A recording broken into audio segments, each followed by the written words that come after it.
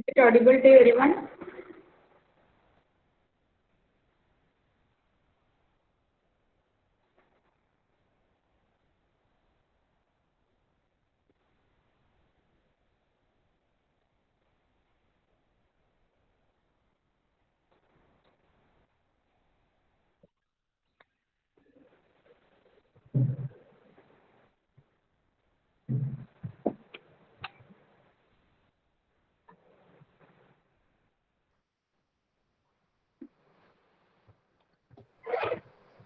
ठीक आहे.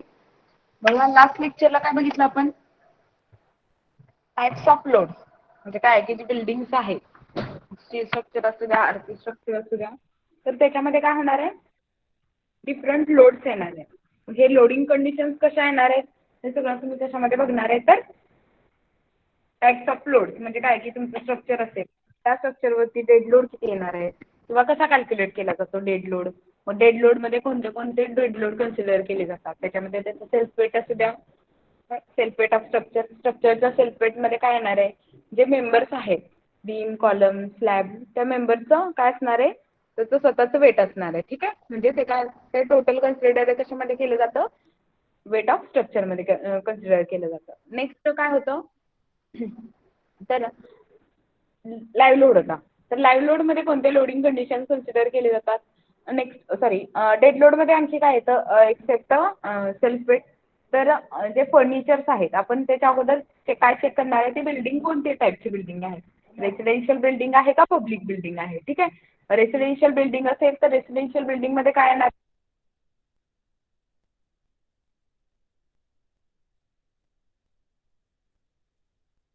Residential building असेल तर तिथलं फर्निचर.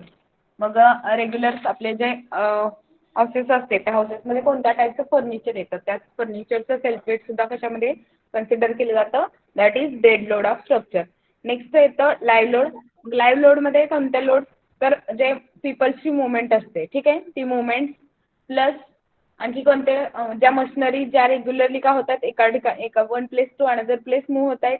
म्हणजे ज्या इंडस्ट्री असू द्या त्या इंडस्ट्रीमध्ये काय असतात? डिफरंट मशिनरीज असतात आणि त्याचं वर्किंग कंडिशन्स हे एखाद्या म्हणजे लाईव्ह इन मुवेबल कंडिशन्समध्ये असतील त्या मशीन्स तर त्या कंडिशनमध्ये त्या मशीनचं जे वेट आहे ते कशामध्ये कन्सिडर केलं जातं? तर लाईव्ह लोडमध्ये कन्सिडर केलं जातं. आणि डेड लोडसाठी जो आय एस कोड आहे तो कोणता यूज करायचा आहे? IS 875 1987 पार्ट 1 हा आय एस कोड कशासाठी यूज करायचा आहे? फॉर डेड लोड कन्सिडरेशनसाठी. नेक्स्ट होतं लाईव्ह लोड. तर लाईव्ह लोडसाठी कोणता आय एस कोड यूज करायचा आहे? IS 875 1987 पार्ट 2 यूज करायचा आहे. ठीक आहे. थर्ड जो लोडिंग कंडिशन आहे that is the wind load. Okay. मग आता विंड लोडमध्ये कोणत्या टाईपचे लोड्स येणार? विंड लोड हा तुम्हाला सांगितलं की जे जे आपलं एअरची मुवमेंट आहे त्या एअरच्या मुवमेंटनं काय होतं? जे आपली बिल्डिंग आहे त्या बिल्डिंगवरती काय होतं? प्रेशर डेव्हलप होतं. कारण एअर काय करणार आहे? प्रेशर डेव्हलप करणार आहे तुमच्या. कारण त्याच्या मुवमेंटला जर आपण तिथं काय करतो? हाईट प्रोव्हाइड करतो. बिल्डिंगची जी हाईट असते ती काय असणार आहे? वर्टिकल डायरेक्शनमध्ये असणार आहे. बरोबर आहे. मग हे वर्टिकल डायरेक्शनमध्ये ज्यावेळेस जी जी एअर मूव्ह होते ती हॉरिझॉन्टल डायरेक्शनमध्ये होते. त्याच्यामुळे जे हाईट आहे त्या हाईटवरती इन एक्स डायरेक्शन असू द्या किंवा इन झेड डायरेक्शन असू द्या त्या डायरेक्शनला काय होतं? प्रेशर अप्लाय होतं. That is wind load. हा विंड लोड हा कशावरती डिपेंड असते? तर प्रत्येक ठिकाणी आता जिओलॉजिकल जे आपले जिओलॉजिकल जे कंडिशन्स आहेत किंवा लोकेशन्स आहेत त्या लोकेशननुसार काय होते? जी विंड मुवमेंट आहे ती त्याचं प्रेशर काय होतंय? चेंज होतंय. ठीक आहे. लोकेशन टू लोकेशन काय होते? विंड डायरेक्शन असू द्या किंवा विंड मुवमेंट आहे ती काय होते? चेंज होते. म्हणून ज्या लोकेशनवरती आपल्याला बिल्डिंग कन्सिडर करायची, बिल्डिंग कन्स्ट्रक्ट करायची, तर तिथली जी विंड प्रेशर आहे ते किती आहे? ते तुम्हाला त्याच्यामध्ये दिलेलं असते की हा असं एरियाज आहेत तर ह्या एरियाजमध्ये विंड लोड किती कन्सिडर करायला लागतो? हे सगळं तुम्हाला IS 875 1987 पार्ट 3 मध्ये गिवन आहे. त्याच्यानुसार तुम्ही काय करू शकता? विंड लोड कन्सिडर करू शकता. आणि विंड लोड हा म्हणजे सिंगल स्टोरी बिल्डिंग असेल तर त्या कंडिशनमध्ये ज्यावेळेस तुम्ही डिझाईन करता बिल्डिंग त्या कंडिशनमध्ये तुम्हाला विंड लोड कन्सिडर करायची गरज नाही. कारण हाईट ज्यावेळेस इन्क्रीज होते म्हणजे डबल मल्टी स्टोरी बिल्डिंग असेल तर त्या कंडिशनमध्ये विंड प्रेशर काय असतं? जास्त असते. सिंगल स्टोरीला एवढं विंड प्रेशर अप्लाय किंवा कन्सिडर करत नाही आपण डिझाईन करताना. ठीक आहे. मग त्याच्यासाठी तुम्ही काय करणार आहे, विंड लोड कंडिशनसाठी आपण कोणता आयएस कोड रेफर आहे, IS 875/1987 पार्ट 3. ठीक आहे. नेक्स्ट आहे fourth loading condition, that is snow load. आता स्नो लोड कुठे कन्सिडर करायचा, जिथं स्नोफॉल एरिया आहे. ज्या ठिकाणी स्नोफॉल होत नाही त्या कंडिशनमध्ये स्नो लोड कन्सिडर करायची गरज भासत नाही. ठीक आहे. म्हणजे कुठं कन्सिडर करायचा स्नो लोड, जिथं स्नोफॉल एरिया आहे त्या एरियामध्ये जर तुम्हाला बिल्डिंग कन्स्ट्रक्ट करायची असेल तर ती बिल्डिंग डिझाईन करताना तुम्हाला स्नो लोड कन्सिडर करावा लागतो. आणि हे स्नो लोड हा कशावरती डिपेंड आहे म्हणून सांगितलं की जे रूफ आहे, ठीक आहे, आपलं जे बिल्डिंग आहे त्या बिल्डिंगचं रूफ कसं आहे, म्हणजे काय की फ्लॅट रूफ आहे, इनक्लाइंड आहे, मग त्या कंडिशननुसार काय केले जातात त्याचे म्हणजे लोडिंग कंडिशन स्नोफॉलची चेंज होते. आणखी काय सांगितलंय, जर फ्रेश स्नोफॉल होत असेल म्हणजे काय की त्याचे जे पार्टिकल्स असतात, सॉलिड पार्टिकल्स असतात, बरोबर आहे, स्नो कोणत्या आय स्टेटमध्ये म्हणजे सॉलिड स्टेटमध्ये असते. जर पार्टिकल्स एकमेकांमध्ये म्हणजे इन क्लोजेस्ट फेजमध्ये नसतील, म्हणजे काय की एकमेकांना एकदम पॅक नसतील, तर त्या कंडिशनमध्ये त्याला फ्रेश स्नोफॉल म्हणतात.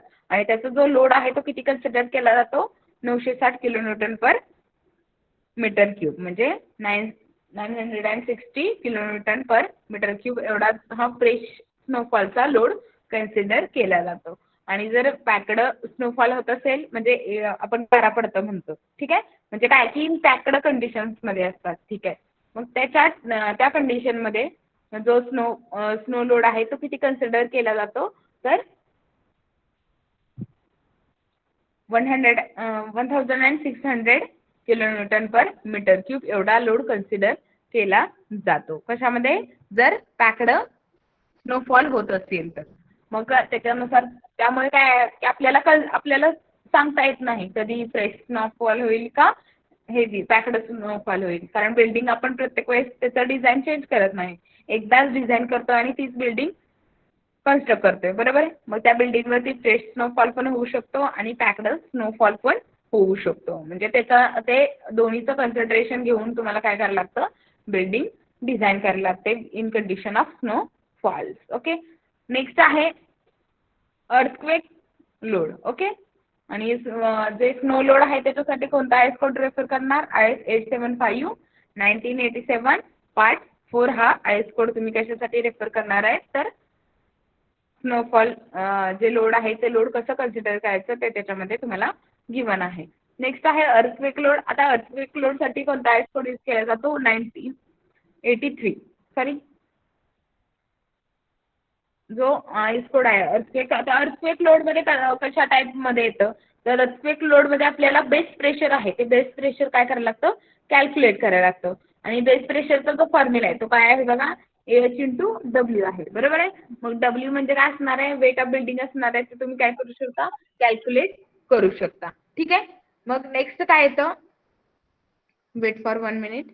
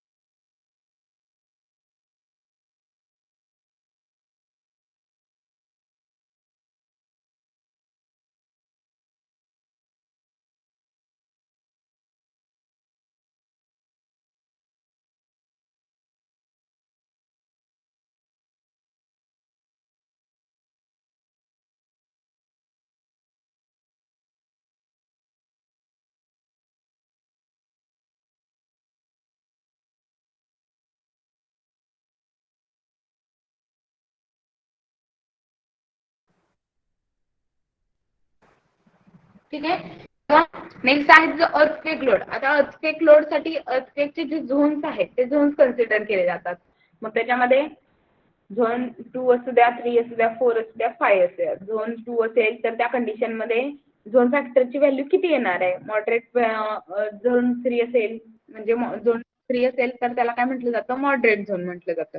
झोन 4 असेल तर सिव्हिअर झोन म्हटलं जातं आणि झोन 5 ला व्हेरी सिव्हिअर झोन म्हटलं जातं. ह्याच्यानुसार काय केले जातात, त्याचे झोन फॅक्टर काय होतात, चेंज होतात.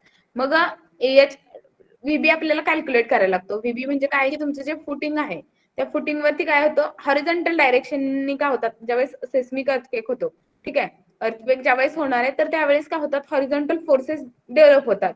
मग हे हॉरिझॉन्टल फोर्सेस रजिस्ट करण्यासाठी आपल्याला काय करायला लागतो, किती बेस शिअर येणार आहे ते कॅल्क्युलेट करायला लागतं. मग बेस शिअरचा formula H into W. Okay, W तर तुम्ही कॅल्क्युलेट करू शकता कोणत्या टाइप म्हणजे त्याचं वेट किती आहे, ठीक आहे. लोडिंग कंडिशन नुसार तुम्हाला टोटल वेट ऑफ बेंडिंग भेटून जातं. पण नेक्स्ट काय राहतं, एएच राहतं, ठीक आहे. एएच म्हणजे काय, सेस्मिक कोएफिशियंट आहे. हा सेस्मिक कोएफिशियंट कॅल्क्युलेट करण्याचा त्याचा एक फॉर्म्युला आहे, Z H is equal to Z into I into S A upon two R G. Okay, G तर माहिती एस ए अपॉन जी म्हणजे काय असते, तर सेस्मिक ऍक्सिलरेशन असते, ठीक आहे. मग सेस्मिक ऍक्सिलरेशन हे त्याला is equal to T A पण नसते, म्हणजे फंडामेंटल नॅचरल पिरियड. त्याच्यानुसार तुम्हाला सेस्मिक ऍक्सिलरेशनच्या व्हॅल्यू भेटून जाते. पण राहिलं काय, झेड आय आणि आर. ओके, झेड काय, झेड म्हणजे काय तर झोन फॅक्टर आहे, जो कशावरती डिपेंड आहे की आपण बिल्डिंग कोणत्या झोन मध्ये कन्सिडर करतोय, झोन 2 मध्ये करतोय, 3 मध्ये करतोय, 4 मध्ये करतोय का 5 मध्ये करतोय.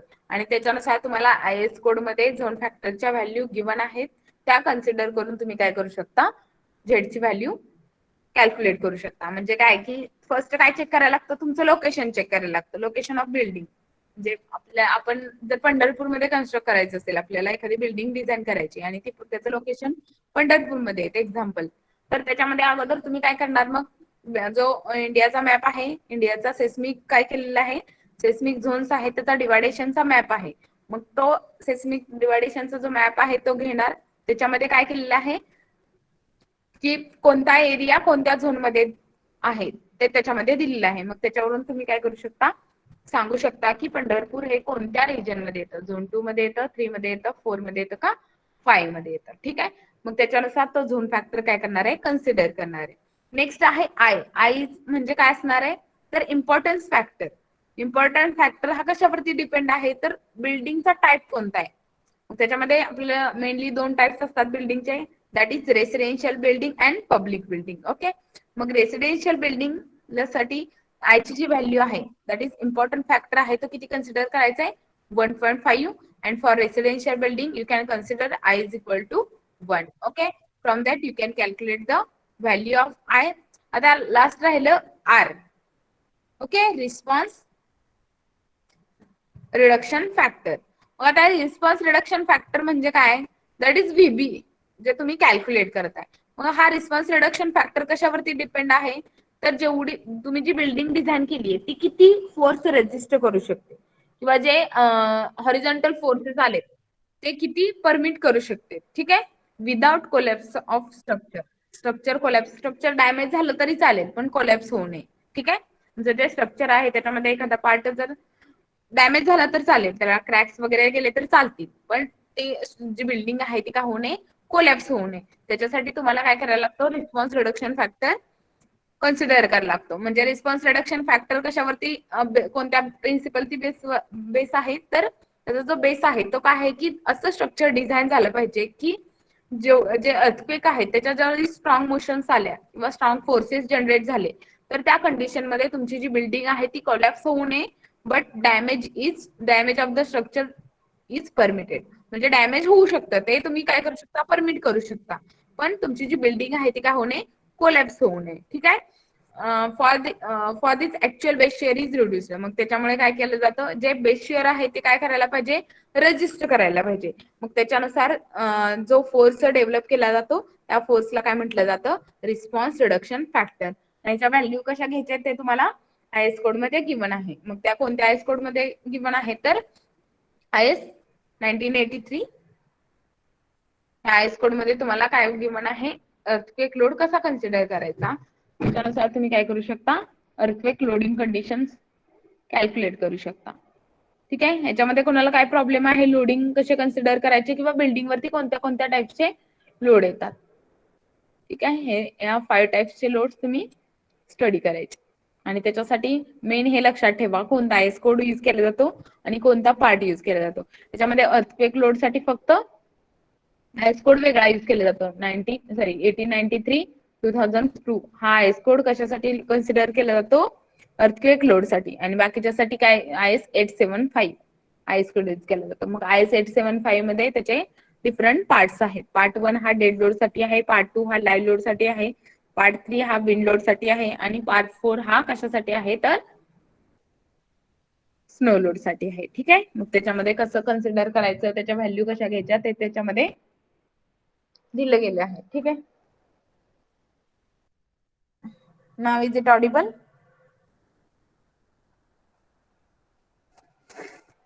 Am I audible now?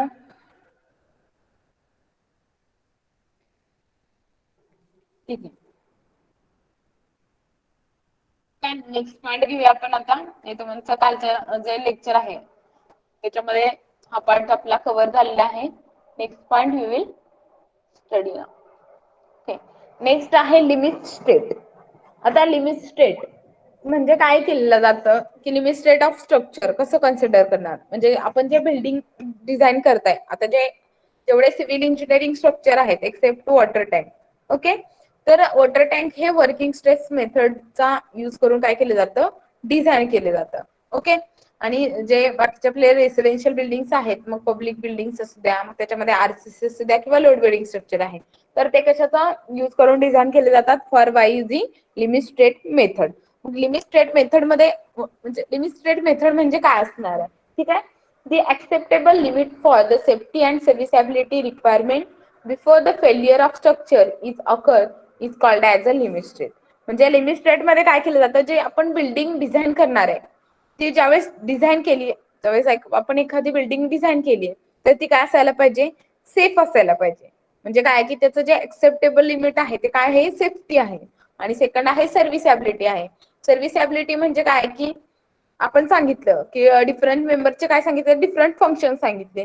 सॅपचं function काय, त्याच्यावरची जो लोड येणार आहे तो लोड काय करायचा आहे, बीमवरती डिस्ट्रीब्यूट करायचा आहे. हे कशाचं फंक्शन झालं, स्लॅबचं फंक्शन झालं. किंवा त्याच्यावरचे जे लोड्स येणार आहेत ते त्यांना रेजिस्ट पण करायला पाहिजेत, बरोबर आहे, विदाउट डिफ्लेक्शन. ओके, ते त्याचं फंक्शन आहे. सेकंड आहे ते बीमचं फंक्शन. बीमनं पण जे मुवमेंट्स आहेत त्या मुवमेंट्स रेजिस्ट करायला पाहिजे. त्याच्यावरची जो लोड्स येणार आहे ते लोड कशावरती ट्रान्सफर करायला पाहिजे, कॉलम वरती ट्रान्सफर करायला पाहिजे. आणि कॉलम नंतर त्या कॉलम वरती जो लोड आहे तो लोड कॉम्प्रेसिव्ह लोड कॉलमने रेजिस्ट करायला पाहिजे. आणि जो लोड आहे तो कशावरती ट्रान्सफर करायला पाहिजे, फुटिंग वरती. आणि फुटिंग टू फाउंडेशन. ओके. हे म्हणजे काय की ते सर्व्हिसेबल फंक्शन आहे. बिल्डिंगने हे फंक्शन्स किंवा त्याचे जे मेंबर्स आहेत त्यांनी हे फंक्शन्स त्याचे प्रॉपरली मेंटेन केले तरच तुमची जी बिल्डिंग आहे ती काय राहणार आहे, स्टेबल राहणार आहे, म्हणजे इन सर्व्हिसेबल कंडिशन मध्ये राहणार आहे. मग त्याच्यासाठी मग फ्युचरमध्ये एखाद्या आपण लाईफ स्पॅन ऑफ स्ट्रक्चर ठरवून दिला जातो. म्हणजे काय की जर एखादी बिल्डिंग असेल तर ती 50 इयर्स साठी डिझाईन केलेली असेल, किंवा जी बिल्डिंग डिझाईन केली आहे ती 100 इयर्स साठी केलेली असेल, 1000 इयर्स साठी केलेली, म्हणजे काय की त्याचं लाईफ स्पॅन ऑफ स्ट्रक्चर आपण काय करतो तिथं ठरवून देतो. ठीक आहे. म्हणजे त्या ज्यावेळेस आपण जेवढा लाईफ स्पॅन ठरवलाय, लाईफ ऑफ द बिल्डिंग जेवढी ठरवली, जेवढी डिझाईन केली त्याच्याप्रमाणे, तर त्याच्या अगोदर ती बिल्डिंग होऊ नये, कोलॅप्स होऊ नये. That is design of limit state method. म्हणजे काय की ती बिल्डिंग त्या कंडिशन मध्ये तेवढ्या लाईफ स्पॅन मध्ये काय असायला पाहिजे, सेफ असायला पाहिजे, इन सर्व्हिसेबल कंडिशन मध्ये असायला पाहिजे before failure of the structure which is called as a limit state. Okay. एक लिमिट आहे फेल्युअर ऑफ द अँड सेफ्टीचं. ठीक आहे. त्या लिमिटला काय म्हटलं जातं, लिमिट स्टेट मेथड म्हटलं जातं. मग लिमिट स्टेट मेथड मध्ये दोन मेथड्स आहेत. म्हणजे काय की लिमिट स्टेट ऑफ स्ट्रेंथ आणि लिमिट स्टेट ऑफ सर्व्हिसॅबिलिटी. ओके. मग लिमिट स्टेट ऑफ स्ट्रेंथ मध्ये कशाचा विचार केला जातो, तर स्ट्रेंथ ऑफ स्ट्रक्चरचा विचार केला जातो. आता स्ट्रेंथ म्हणजे काय असणार आहे बघा, आता बिल्डिंग वरती आपण बघितलं डिफरंट लोडिंग कंडिशन्स बघितल्या. ह्या लोडिंग कंडिशन्स कशावरती येणार आहेत, स्ट्रक्चर वरती येणार आहेत, बरोबर आहे. मग त्या स्ट्रक्चरनं ते ज्या लोड्स येणार आहेत ते काय करायला पाहिजे, रेजिस्ट करायला पाहिजे, बरोबर आहे. म्हणून आणि त्या रेजिस्टन्स ऑफ फोर्सला आपण काय म्हणू शकतो की ती त्या स्ट्रक्चरची काय झाली, स्ट्रेंथ झाली, बरोबर आहे. Limit state of strength is the weight.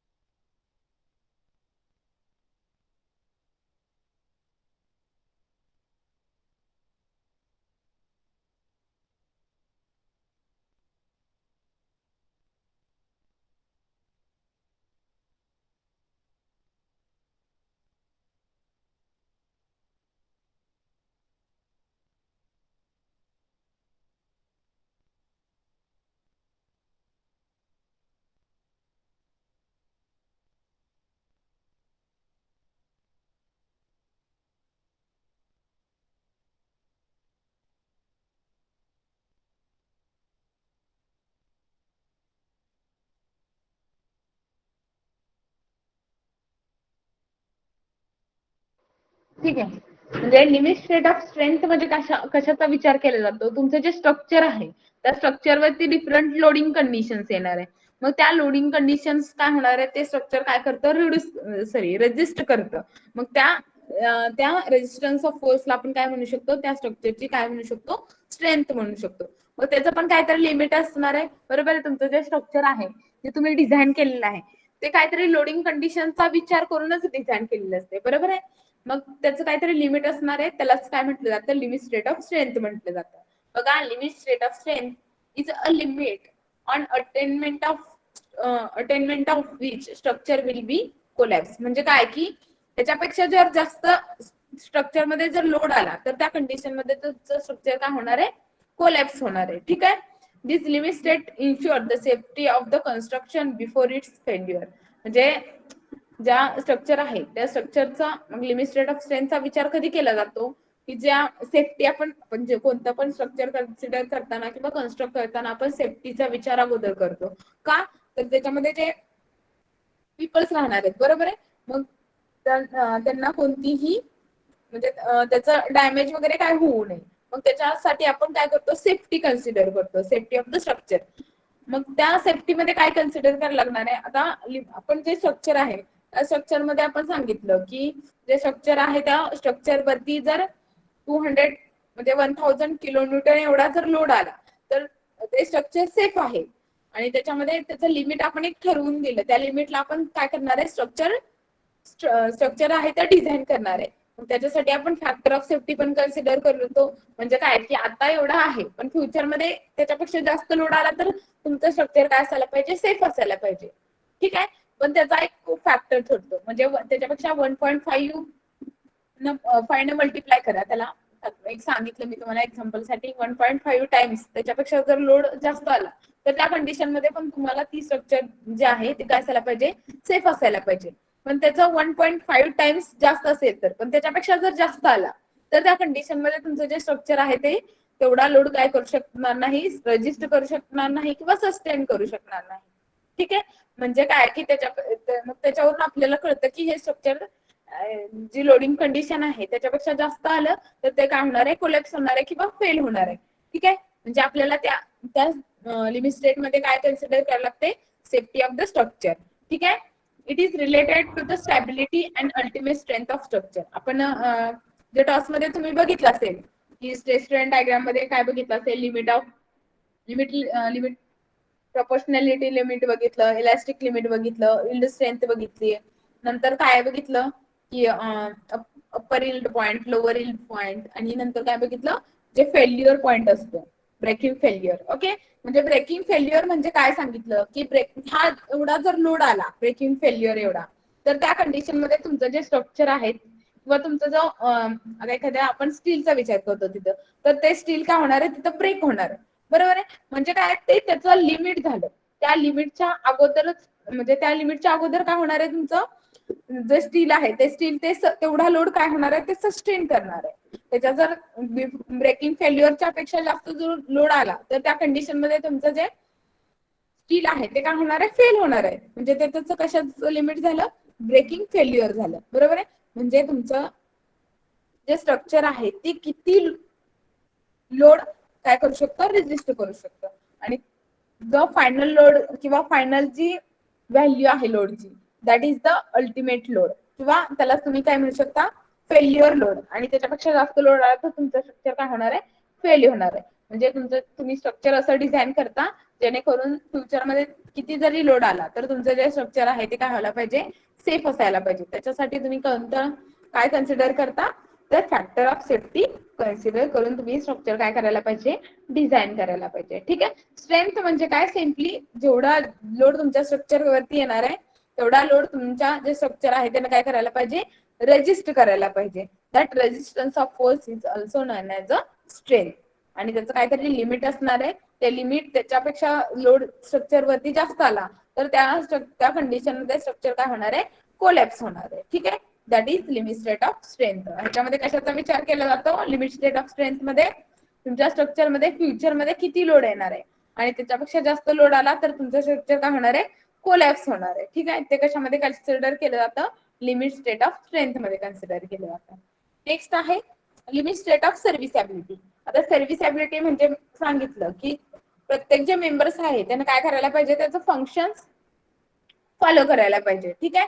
मग हा फंक्शन्स फॉलो करतोय म्हणजे काय, की जे स्ट्रक्चर आहे ते स्ट्रक्चर त्याच्यावरची जे लोड आहे ते लोड काय करते, स्लॅब टू बॉटम जे फुटिंग आहे ते टोटली मेंबर वाईज ते काय करते, ट्रान्सफर करते. बरोबर आहे. मग आता हे लिमिट स्टेट ऑफ सर्व्हिसॅबिलिटी मध्ये पण काय डिफरंट टाइप्स आहेत. मग लिमिट स्टेट ऑफ डिफ्लेक्शन्स आहे, लिमिट स्टेट ऑफ व्हायब्रेशन आहे, लिमिट स्टेट ऑफ फायर आहे आणि लिमिट स्टेट ऑफ ड्युरेबिलिटी आहे. ठीक आहे. हे काय लिमिट स्टेट ऑफ सर्व्हिसॅबिलिटीचे टाइप्स आहेत.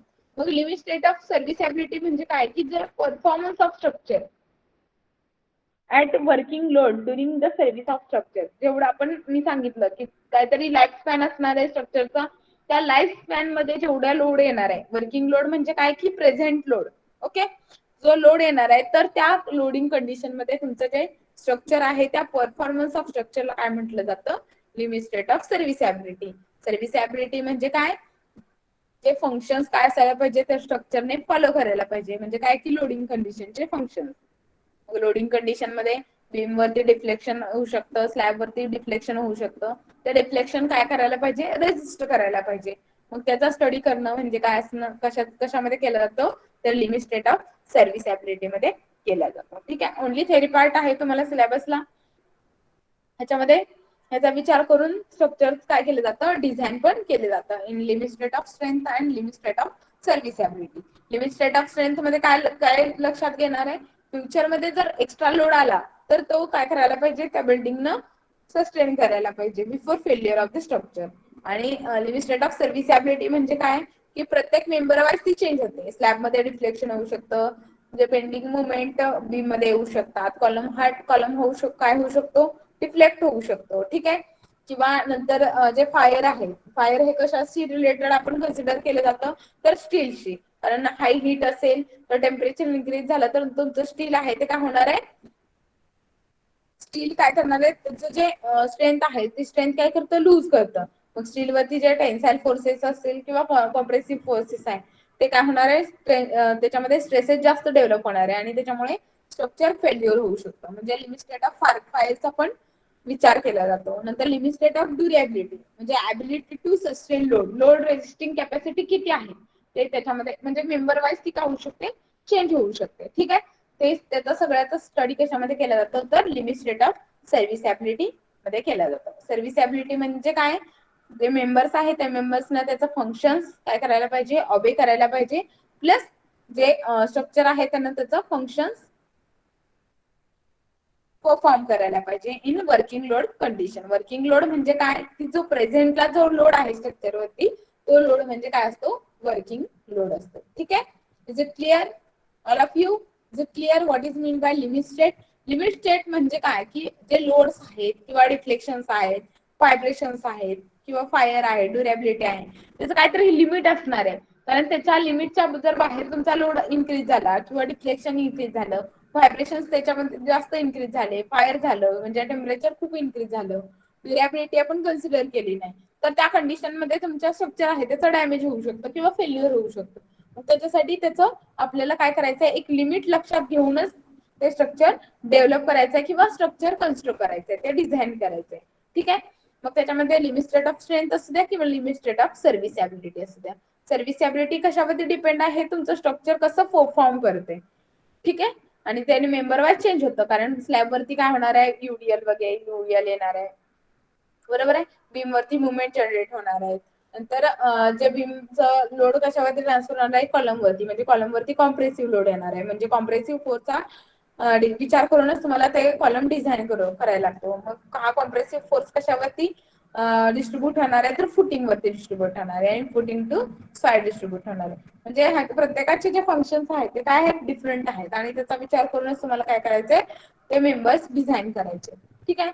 असा स्टडी तुम्हाला कशामध्ये केला जातो, तर लिमिट स्टेट ऑफ सर्व्हिसॅबिलिटी मध्ये केला जातो. आणि स्ट्रेंथ मध्ये तुमचं structure before failure of the structure काय होणार आहे, किती लोड स्ट्रक्चर कन्सिडर करू शकतं. ठीक आहे. रजिस्टर करू शकतं आणि त्याच्यामध्ये त्याच्यापेक्षा जर जास्त झालं तर त्या कंडिशन मध्ये काय होणार आहे, त्याची स्ट्रेंथ किती असणार आहे स्ट्रक्चरची, ते कशामध्ये केलं जातं, लिमिट स्टेट ऑफ स्ट्रेंथ मध्ये त्याचा विचार केला जातो. इज इट क्लिअर नाव? त्याच्या नावातच आहे लिमिट स्टेट, काहीतरी स्टेट त्याचं लिमिट असणार आहे प्रत्येक गोष्टीचं. एक्झाम्पल मध्ये सांगते तुम्हाला, जो आपला स्लॅब आहे, स्लॅबला आपण काय देतो, डेप्थ देतो बरोबर.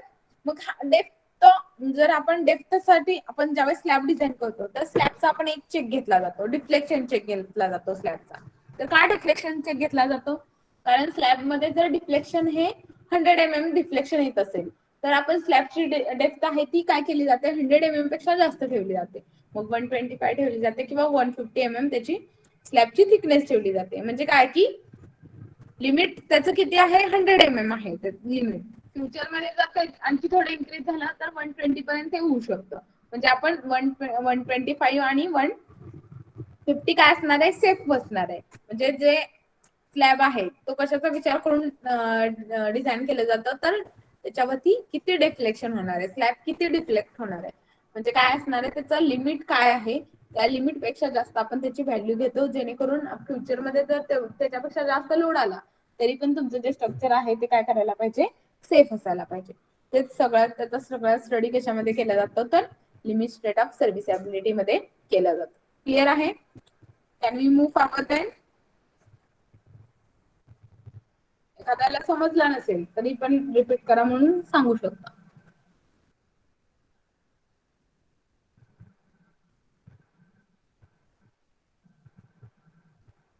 ठीक आहे. नेक्स्ट जो पार्ट आहे that is partial safety factor. आता पार्शियल सेफ्टी फॅक्टर म्हणजे काय, मी तुम्हाला सांगितलं की फ्युचरमध्ये लोड आला तर, म्हणजे काय की आता सध्याचा जो लोड आहे त्या लोडला काय म्हटलं जातं, वर्किंग लोड म्हटलं जातं. ठीक आहे, किंवा सर्व्हिसेबल लोड म्हटलं जातं. मग हा लोड, मग त्याच्यासाठी आपण काय करतो, फ्युचरमध्ये किती लोड येणार आहे म्हणजे फॅक्टर ऑफ सेफ्टी त्याला काय केला जातो, दिला जातो बिल्डिंगला. मग हा फॅक्टर ऑफ सेफ्टी कसा ठरवायचा, तर त्याचे काहीतरी प्रिन्सिपल्स आहेत. The basic principles of designing of structure is depends upon the loads and materials strength which do not function each other, hence two different factors, one for load and second for the material strength are used, which is called as a partial safety factor. बघा त्याच्यामध्ये partial safety factor मध्ये काय सांगितलंय की आपण जे structure design करणार आहे तर त्याचं बेसिक प्रिन्सिपल काय सांगितलंय की जे कशावरती डिपेंड आहे, लोड वरती डिपेंड आहे प्लस मटेरियलच्या स्ट्रेंथ वरती डिपेंड आहे. ठीक आहे, मग लोड हा आता सध्या एवढा आहे, म्हणजे फ्युचर मध्ये काय होऊ शकणार आहे, तो इन्क्रीज होणार आहे. म्हणजे त्याच्यासाठी आपल्याला कोणत्या तर फॅक्टरने त्याला मल्टिप्लाय करायला लागतं, बरोबर आहे. मग हा लोड साठी एक फॅक्टर असणार आहे. सेकंड आहे तो मटेरियल. हा मटेरियल साठी फॅक्टर कसा चेंज होणार आहे, तर आपण आरसी स्ट्रक्चर जर एक्झाम्पल त्याचं घेतलं तर आरसी स्ट्रक्चर मध्ये दोन टाईपचे मटेरियल असतात. First one is the concrete आणि second one is the steel. Okay, मग स्टील साठी फॅक्टर ऑफ सेफ्टी किती कन्सिडर करायचा आणि कॉन्क्रीट साठी किती कन्सिडर करायचा हे डिपेंड आहे. मग ते कशावरती डिपेंड आहे, त्या मटेरियलची स्ट्रेंथ किती आहे. कारण तुम्हाला माहितीये काय माहिती, स्टील हे इंटेन्शन आणि कॉम्प्रेशन काय आहे, हा त्याच्याकडे हाय टेन्साइल स्ट्रेंथ आहे, हाय कॉम्प्रेसिव्ह स्ट्रेंथ आहे. म्हणजे as compared to the concrete तुमच्याकडे जे स्टील आहे त्याची स्ट्रेंथ काय असते, जास्त असते. आणि कॉन्क्रीट हे कशामध्ये वीक आहे, टेन्शन मध्ये वीक आहे आणि कॉम्प्रेशन मध्ये स्ट्रॉंग आहे. म्हणजे त्याच्यासाठी partial of safety factor as compared to the steel तुम्हाला काय करायला लागतो, जास्त कन्सिडर करायला लागतो. का, तर स्टीलचा आणखीन एक प्रॉपर जे कॉन्क्रीट आहे त्या कॉन्क्रीटचे आणखीन एक वीक पॉईंट आहे, तर त्याचं जे फेल्युअर आहे ते काय होतं, ब्रिटल फेल्युअर होतं, म्हणजे सडन फेल होतं. म्हणजे त्याच्यासाठी कॉन्क्रीटला आहे जो पार्शियल सेफ्टी फॅक्टर आहे तो काय करायला लागतो, जास्त कन्सिडर करायला लागतो as compared to the steel. Okay, मग हे पार्शियल सेफ्टी फॅक्टर दोन टाईपचे आहेत. एक आहे ते लोड, म्हणजे काय की लोडिंग कंडिशन्स कशा आहेत, त्या लोडिंग कंडिशन्सला फॅक्टर ऑफ सेफ्टी किती द्यायचा, दॅट इज फर्स्ट. आणि सेकंड आहे partial safety factor for the material strength. आणि हा partial safety factor for the material strength हा जसं मटेरियल चेंज होईल तसा तो काय होतो, चेंज होतो. म्हणजे कॉन्क्रीट असेल तर त्याच्यासाठी पार्शियल सेफ्टी फॅक्टर चेंज असणार आहे, स्टील असेल तर वेगळा, नंतर वुडन असेल तर वेगळा, म्हणजे आपण ग्लास असेल तर वेगळा. म्हणजे काय करतो आपण, जे मटेरियल्स युज करतोय फॉर द कन्स्ट्रक्शन पर्पजसाठी, मग ह्या डिफरंट मटेरियलची स्ट्रेंथ काय असणार आहे, डिफरंट असणार आहे. मग त्याच्यासाठी पार्शियल सेफ्टी फॅक्टर पण काय असणार आहे, डिफरंट असणार आहे. ठीक आहे, मग हा डिफरंट आणि पण जो लोड असतोय तो लोड काय असतोय, त्याचा डिझाईन लोड केला जातो. आणि डिझाईन लोड हा काय असतो, त्याच्यासाठी जो पार्शियल सेफ्टी फॅक्टर आहे पर लोड हा फिक्स असते. ठीक आहे, मग हा partial safety factor for load म्हणजे कसा कॅल्क्युलेट करायचा? ज्यावेळेस तुम्ही वर्किंग लोडला पार्शियल सेफ्टी फॅक्टरने मल्टिप्लाय करता तुम्हाला डिझाईन लोड भेटतो आणि हा लोड कन्सिडर करूनच तुम्हाला ती बिल्डिंग काय करायला लागते, डिझाईन करायला लागते. वर्किंग लोड म्हणजे काय की सर्व्हिसेबल लोड, म्हणजे आता सध्या एवढा लोड आहे तुमच्या बिल्डिंग वरती, मग फ्युचर मध्ये किती येईल, मग ह्याच्या 1.5% नाही 1.6% पेक्षा जास्त येईल. त्याचं काय झालं तर एक पार्शियल सेफ्टी फॅक्टर झाला. तो partial safety factor for load given आहे तुम्हाला, तो किती असते 1.5 असते. ठीक आहे. नेक्स्ट आहे partial safety factor for the material strength. मग हा partial safety factor for the material strength, त्याच्यासाठी स्ट्रेंथ म्हणजे काय असते तर yield strength divided by partial safety factor for the material. Okay.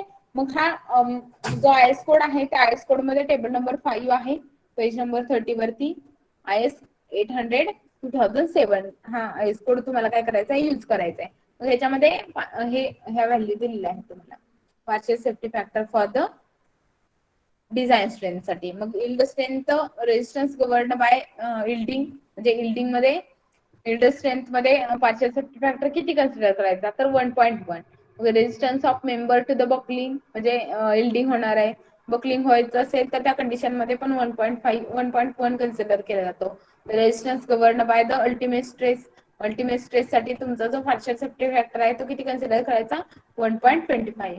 म्हणजे किती रेजिस्टन्स येणार आहे इन बकलिंग असू द्या, इन यील्डिंग असू द्या किंवा अल्टिमेट स्ट्रेस नुसार असू द्या, तर त्याचा पार्शियल सेफ्टी फॅक्टर तुम्हाला इथं गिवन आहेत. कशामध्ये गिवन आहेत आयएस 800-2007. आयएस 800-2007 कशासाठी यूज केला जातो for designing of steel structure. ठीक आहे. मग ह्याच्यामध्ये जे पार्शियल सेफ्टी फॅक्टर्स आहेत हे कनेक्शन साठी सुद्धा डिफरंट आहेत. मग कनेक्शन मध्ये 3 टाइपचे कनेक्शन्स असतात, बोल्ट असतात, बोल्टेड कनेक्शन्स असू द्या, रिवेट कनेक्शन्स असू द्या, वेल्डेड कनेक्शन्स असू द्या. मग त्याचा शेप ऑफ फॅब्रिकेशन नुसार त्याची जी ज्यावेळेस फॅब्रिकेशन केलं जातं त्यावेळेस त्याचा फॅक्टर ऑफ सेफ्टी किती कन्सिडर केला जातो 1.25, 1.25, 1.25 फॉर द फॅब्रिकेशनच्या कंडिशन मध्ये. आणि फील्ड फॅब्रिकेशन ज्यावेळेस केलं जातं तर त्या कंडिशन मध्ये 1.25, 1.25 आणि वेल्डिंगचा किती आहे 1.5. That is the partial safety factor for the connections. म्हणजे कनेक्शन मध्ये 3 टाइपचे कनेक्शन कन्सिडर केले जातात, bolted, riveted and welded connection. Welded connection मध्ये ज्यावेळेस फॅब्रिकेशन म्हणजे वेल्ड तुम्ही डिझाईन करताय तर त्या कंडिशन मध्ये तुम्हाला शेप फॅब्रिकेशनच्या टाइमला त्याचा जो पार्शियल सेफ्टी फॅक्टर आहे तो तिन्हीसाठी bolted, riveted and welded condition साठी 1.25 आहे. पण ज्यावेळेस तुम्ही फील्ड वरती ते फॅब्रिकेशन करत असाल तर स्टील स्ट्रक्चर मध्ये इन फील्ड ज्यावेळेस तुम्ही बोल्डिंग करत असाल किंवा रिवेटेड कनेक्शन देत असाल, वेल्डिंग करत असाल तर त्या कंडिशन मध्ये for bolt and riveted condition साठी 1.25 हा फॅक्टर कन्सिडर करायचा आणि फॉर वेल्डिंग कंडिशन साठी you can consider partial safety factor as a 1.5. Okay. Is it clear? आणि partial safety factor for load काय असते 1.5 असते, तो काय असते फिक्स असते. फक्त तुम्हाला वर्किंग लोड काय होतं चेंज होतं, जसं बिल्डिंगचं स्ट्रक्चरचं प्लॅन चेंज होईल किंवा त्याचा लेंथ चेंज होईल, जो एरिया चेंज होईल त्या कंडिशन मध्ये वर्किंग लोड काय होणार आहे चेंज होणार आहे. वर्किंग लोडला जर त्यावेळेस तुम्ही पार्शियल सेफ्टी फॅक्टर फॉर लोडला मल्टिप्लाय केलं तर तुम्हाला काय भेटणार आहे डिझाईन लोड भेटणार आहे. ठीक आहे. Is it clear now all of you? Say yes or no fast. Mainly दोन टाइपचे पार्शियल सेफ्टी फॅक्टर आहेत. फर्स्ट लोड साठी तो काय असतो फिक्स असतो, दॅट इज त्याची व्हॅल्यू काय असते 1.5. आणि ज्यावेळेस डिझाईन लोड कॅल्क्युलेट करायला लागतो, design load is equal to working load into partial safety factor for load, आणि हा काय असणार आहे 1.5 असणार आहे. वर्किंग लोड तुम्हाला किमान असते किंवा जो आपण टोटल लोड कॅल्क्युलेट केलेला असतो, that is the total load on structure into partial safety factor तुम्हाला काय भेटणार आहे डिझाईन लोड भेटणार आहे. ठीक आहे. आणि हा लोड कन्सिडर करून तुम्हाला काय करायला लागतं स्ट्रक्चरचा डिझाईन करायला लागतं. नेक्स्ट आहे partial safety factor for material, आणि हा मटेरियल नुसार चेंज होते प्लस कनेक्शन नुसार चेंज होतं. बोल्टेड कनेक्शन आहे, रिवेटेड कनेक्शन आहे, वेल्डेड कनेक्शन आहे. ठीक आहे. आणि बघा डिझाईन लोड मध्ये आपण पार्शियल सेफ्टी फॅक्टर मधनं मल्टिप्लाय करतोय, पण ज्यावेळेस डिझाईन स्ट्रेंथ कॅल्क्युलेट करताय तर पार्शियल सेफ्टी फॅक्टरनं काय केलं जातं पर मटेरियल न डिवाइड केलं जातं त्याच्या स्ट्रेंथला. म्हणजे काय की स्ट्रक्चर एवढी स्ट्रेंथ काय करते, एवढी स्ट्रेंथ सस्टेन करू शकतं. फ्युचर मध्ये काय होऊ शकते त्याची स्ट्रेंथ रिड्यूस होऊ शकते का, तर तुम्हाला माहितीये काय माहितीये स्टील काय होतं, त्याची साईज काय होऊ शकते, जर त्याचं करोजन वगैरे झालं असेल तर त्याची साईज चेंज होऊ शकते. त्याच्यावरती नंतर एन्व्हायरमेंटल अफेक्ट होऊ शकतं. एन्व्हायरमेंटल एजन्सीचा त्याच्यावरती काय होतं, अफेक्ट होतं. म्हणजे त्याची आता रेग्युलरची जेवढी स्ट्रेंथ आहे, इल्ड स्ट्रेंथ आहे, त्याच्यापेक्षा त्याची स्ट्रेंथ काय होऊ शकते, कमी होऊ शकते फ्युचरमध्ये. म्हणून आपण पार्शियल सेफ्टी फॅक्टरने इथं काय करू शकतो, काय करतो, डिवाइड करतो, जेणेकरून ते रिड्यूस होईल आणि partial safety factor for strength काय असणार आहे, कमी कन्सिडर करून तुम्ही काय करता, ती डिझाईन करता. म्हणजे फ्युचरमध्ये जर स्ट्रेंथ कमी झाली तर त्या कंडिशनमध्ये तुमचं जे स्ट्रक्चर आहे ते काय असणार आहे, सेफ असणार आहे. ठीक आहे. आणि फार ज्यावेळेस डिझाईन लोड करताय त्यावेळेस त्याला काय करायला लागतं, मल्टिप्लाय करायला लागतं. कारण स्ट्रेंथ काय मटेरियलची काय होते, फ्युचरमध्ये रिड्यूस होते, पण जो लोड आहे तो फ्युचरमध्ये काय होऊ शकतो, इन्क्रीज होऊ शकतो. त्याच्यानुसार आपण काय करतो, डिझाईन लोड करताना त्याला मल्टिप्लाय करतोय आणि स्ट्रेंथ कॅल्क्युलेट करताना त्याला डिवाइड करतोय. ठीक आहे. मग प्रत्येक मटेरियल नुसार त्याचे पार्शियल सेफ्टी फॅक्टर काय होत आहे, चेंज होत आहे. Is it clear now all of you? Is it clear what is meant by partial safety factor? What are the different types of partial safety factor? That is partial safety factor for load, partial safety factor for the material, how to calculate design load, how to calculate design strength. Okay. And limit state of serviceability and limit state of strength. Okay. Is it clear now? Last एक point राहतोय तुमचा chapter number 1 मधला, that is stress strain diagram. ते आपण next लेक्चरला घेऊया. त्याच्यामध्ये कोणाला doubts असतील तर विचारू शकता.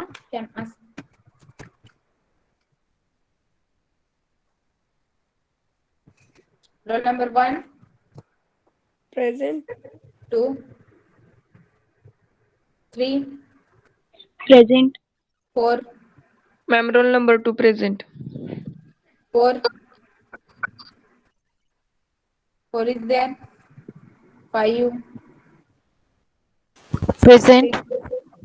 6 Roll number 6 present. 7 Present. 8 Present. 9 10. Roll number 10 11 Present. 12 Present, ma'am. Present. Present. 13 Present, ma'am. 14 15 Present. 16 Present.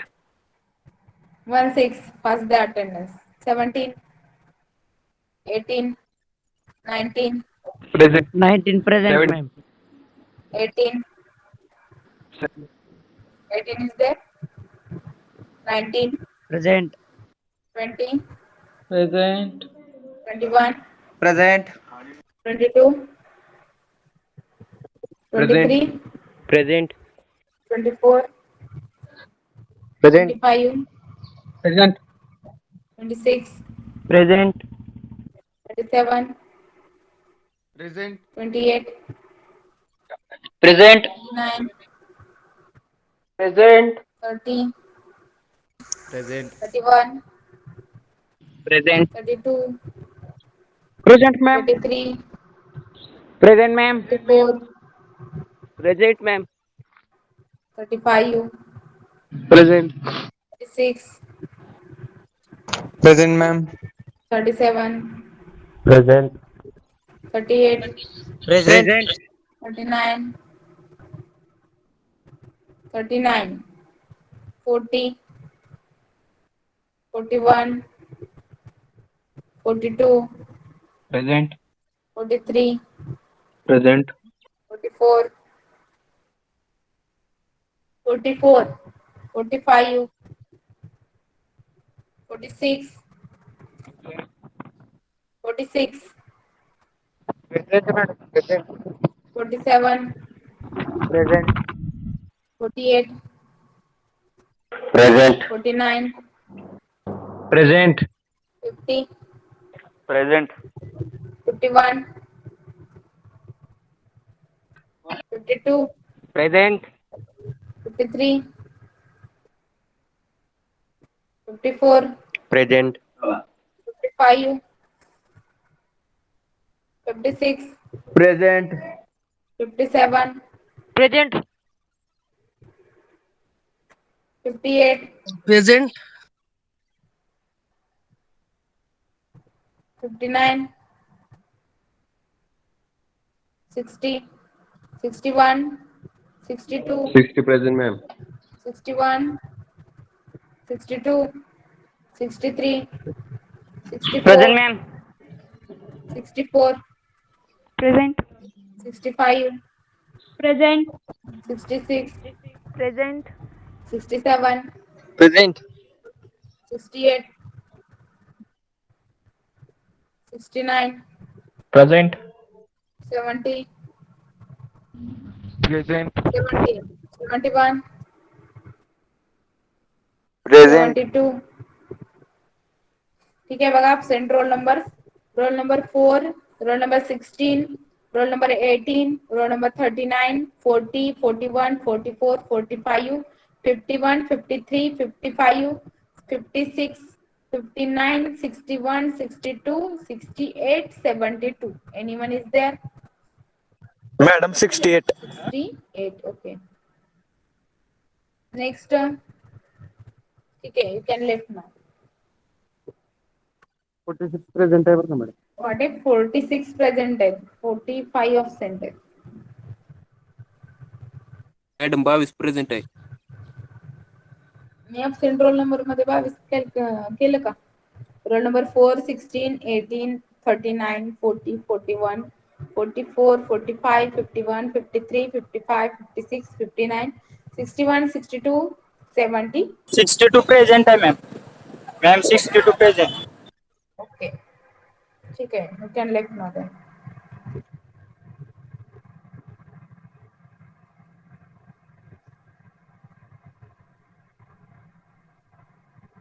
ठीक आहे, लेफ्ट होऊ शकता.